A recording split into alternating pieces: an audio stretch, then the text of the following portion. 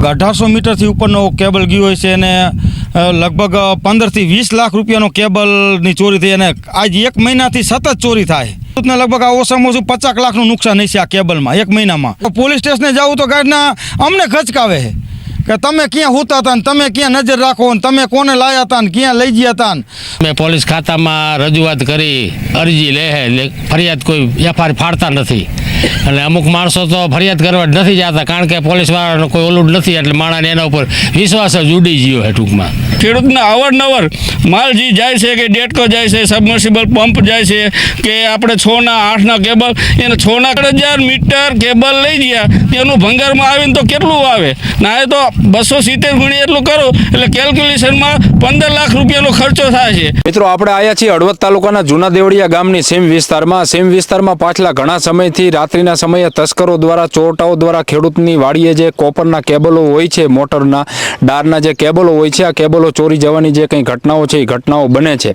પરંતુ નવાઈની મહત્વની વાત એ છે કે આ ચોરીની ઘટના બન્યા પછી ખેડૂતો પોલીસ સ્ટેશને ફરિયાદ કરે 2 મહિના સુધી ફરિયાદ પણ દાખલ થતી નથી. માત્ર ખેડૂતોની અરજીઓને લેવામાં આવે છે પરંતુ હજુ સુધી ચોરટાઓ જે છે એને પકડવામાં આવ્યા નથી કે પછી ખેડૂતોની એફઆઈઆર જે છે એ દાખલ કરવામાં આવતી નથી. દેવળિયા ગામના જે ખેડૂતે જુદા 12 ખેડૂતોની સાઇન સાથે આ 12 ખેડૂતોની વાડીએથી કેબલની ચોરી થઈ હોવાની ફરિયાદ જે છે લેખિતમાં ફરિયાદ હળવદ પોલીસ સ્ટેશને આપી છે. આ ખેડૂતો આપણી સાથે છે, થોડી એમની સાથે જ વાત કરી. શું તમારું નામ? મારું નામ દિલીપસિંહ દેવળિયા. દિલીપસિંહ, અત્યાર સુધીમાં અંદાજે માની લો કે 2-3 મહિનાની અંદર જ કેટલા ખેડૂતોની વાડીએથી કેબલની ચોરી થઈ?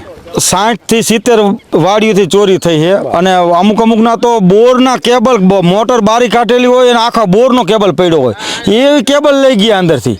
અત્યારે કોપરનો ભાવ વધારે છે કોપરનો એટલે એના હિસાબે આ ચોરટાઓ સક્રિય થયા. આ ચોરટાઓ સક્રિય થયા અને આ ક્યાં કેબલ જાય ક્યાં જાય આ બધું ખબર જ હોય. બધી આટલા બધા ચોર પકડાય ને એવું ક્યાંય બને. મેં આખું એમને નામ આપ્યા હતા, ચોરના મોબાઈલ નંબર આપ્યો હતો, એનું રેકોર્ડિંગ આપ્યું હતું. મેં અહીંયા અરજી કરવા જોઈએ એટલે મારી ખાલી અરજી લખી પછી મને કોઈ જવાબ આપ્યો નહીં. એટલે હું વળી પાછું રિપેર કરજો મારું શું થયું, મારા કેબલની મારે જરૂર હતી, પૈસા કેબલ નવો લેવો કે આ એ કેબલ આપી દે મારી કેબલ નાખવા થાય ને એમ. તો મને કે અમારી તપાસ ચાલુ એમ કરતાં 2-3 મહિના કાઢી નાખ્યા. વળી પાછું હું જોયું એટલે મને માંડ્યા ઘચકાવા કે આમ હે ને તેમ હે ને પામ હે. પછી હું મોરબી કલેક્ટરને ડીએસપી ઓફિસમાં મેં અરજી આપી, પછી મારી ફરિયાદ લીધી પણ આજથી 2 વર્ષથી મારો કંઈ વસ્તુ આવી જ નથી. મેં એનું નામ સરનામા બધું આપ્યું, એનો મોબાઈલ નંબરનું રેકોર્ડિંગ આપ્યું. મારે એક બીજો મોબાઈલ જણનો પડ્યો તો એમાંથી એને ફોન કર્યો, એનું રેકોર્ડિંગ આપ્યું.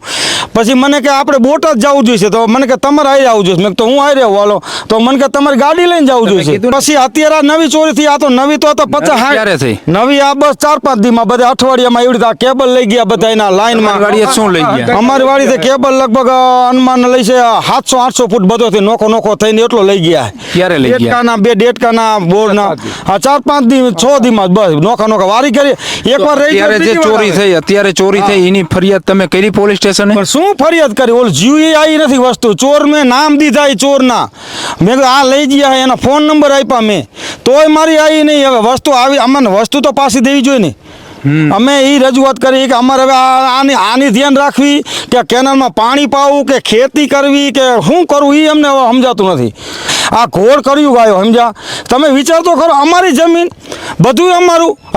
તમારા ઘરમાં હું તમારા ઘરે આવીને આ રૂમમાં આવીને સુઈ જવું તો હાલ લાગે? તારું માં નહીં આ રૂમ મારો હાલો એમ હાલે? અમારા ખેતરમાં થાંભલા ખોડ દે બોલો અને એને કાંઈ રૂપિયો નહીં કે વળતર પછી. તો આ સરકારને હકીકતમાં તો જાગવું પડે. આ સરકારને આપણે મત દીધા તો શું તમે કરો એમ વાત છે. અને પ્રકાશભાઈને તમે ખાસ કહી કે તમે કહો કે 2035માં આપણે દેશને આમ લઈ જવો છે અમે તમારી હારે 2035માં આપણે ગમે લઈ જઈશું. રાતે હુવા જઈ અમે એકલા હોય તો હુતા હોય તો ન બોલીએ કે કોઈ એ 4-5 જણા આવે કોણ ખેડૂત બોલી શકે. અને ફરિયાદ લઈને પોલીસ તપાસ હરકી થવી જોઈએ ને. અત્યારે લીધી હમણાં કાલ પોલીસ સ્ટેશને અરજી આપી છે, 12 લખીને મૂકી દે. બાકી હું ડીએસપી ઓફિસે ગયો 2 વાર અહીંયા ગયો ત્યારે મારી અરજી ખાલી લખી અને મેં નામ આપ્યું મારી વસ્તુ હજી નથી આવી. આ ઈશ્વરનગરમાં ડેટકા જીયા બરોબર તો એના ડેટકા ચોર પકડી ગયો તો ખેડૂતને ડેટકા તો આવ્યા જ નહીં. પણ ખેડૂતને 20-25 છે ને ડેટકા ભલા મને આવું હાલે. કેબલ ચોરી ગયા છે અને આમને મોટી વાત કરી 60 જેટલા ખેડૂતની વાડીએ કેબલ ચોરી ગયા. 12 ખેડૂતોએ તો ખાલી પોલીસ સ્ટેશને લેખિતમાં ફરિયાદ આપી છે. બીજા એક ખેડૂત આપણી સાથે છે. શું તમારું નામ? નીતેશભાઈ મગનભાઈ, ગામ જૂના દેવળિયા. તમારી વાડીએથી લઈ ગયા કેબલ ને ક્યારે લઈ ગયા અને કેટલો લઈ ગયા? 15 દી થઈ ગયા છે. ઓછામાં ઓછા કેટલો લઈ ગયા કેબલ? મારો 20 મીટર ગયો 1 મીટરના કેટલા પૈસા થાય અત્યારે બજારમાં લેવા જાવ? થાય 260 કે 90 રૂપિયા છે ભાવ. 1 મીટર કિલ્લાનો ભાવ અત્યારે જૂના કેબલનો કિલ્લાનો ભાવ 560 રૂપિયા છે. એટલે એ તો સીધો ને કિલ્લાનો. બારી ને કોપર નીકળે ને ઈ આપો તો એનો તો સીધો મીટર હમ, કવર હોતો. સમજી. પછી તમે કીધું 15 દી પહેલા લઈ ગયા હે તો પોલીસ સ્ટેશને જાણ કરી હતી, અરજી ફરિયાદ અરજી કરી? કરી એફઆર નથી ફાડી બરોબર. નથી પાડતા. એફઆર નથી ફાડી આપને નમૂનો નથી આપ્યો અમે. ઓકે. શું તમારું નામ? મારું નામ પરમાર શિવભા બાબુભા. તમારી વાડીએથી નહીં લઈ ગયા? મારી વાડીએથી 30 મીટર કેબલ લઈ ગયા. ક્યારે લઈ ગયા? 30 મેનો બરોબર. ને પછી બધાને જાણ કરી પાડોશી કે અમારો જીઓ.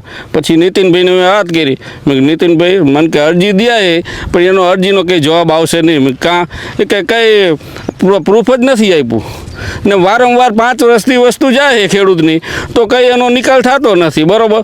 તો પછી શું કરે ખેડૂત આમાં? શું તમારું નામ?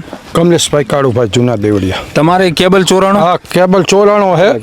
હા. 25 તારીખ 5મો મહિનો તેદુની અરજી કરેલી છે, હજી કોઈ એક જવાબ દીધો કેટલો નથી. લઈ ગયા કેબલ? 100 ફૂટ 100 ફૂટ. અને સાહેબે કીધું હતું કે અમે આવી સાંજે આવી તમે મારા નંબર લખાવેલા છે, મોબાઈલ નંબર. કોઈ આવ્યું નથી, આજ મહિનો થઈ ગયો. ઓલા દરબારે વાત કરી કે 60 જેટલા ખેડૂતની વાડીએથી કેબલ ચોરી ગયો હમણાં થોડા દિવસોમાં જ. એ 60 નહીં 80% દેવડિયાની વાડીમાં ચોરી કરી ગયા કેબલ.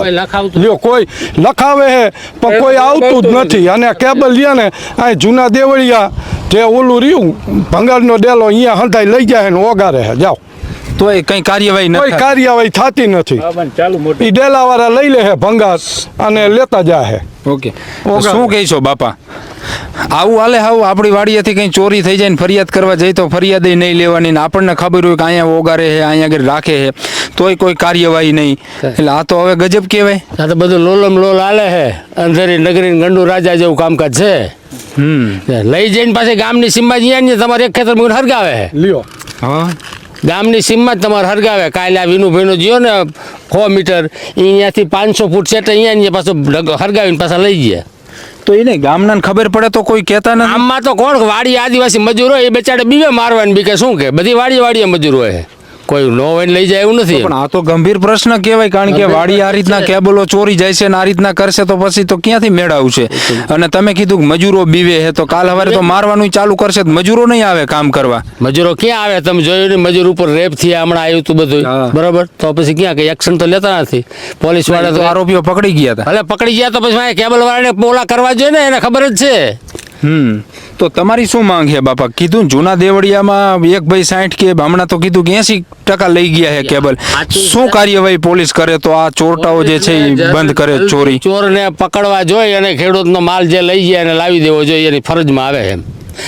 લ્યો બીજું પોલીસ સ્ટેશને ફરિયાદ કરે છે, એફઆઈઆર નથી દાખલ થતી. નથી કરતા દાખલ. આ તો કાલ વળી ભાઈ જરાક ભી મારી એટલે દાખલ કરી એફઆઈઆર.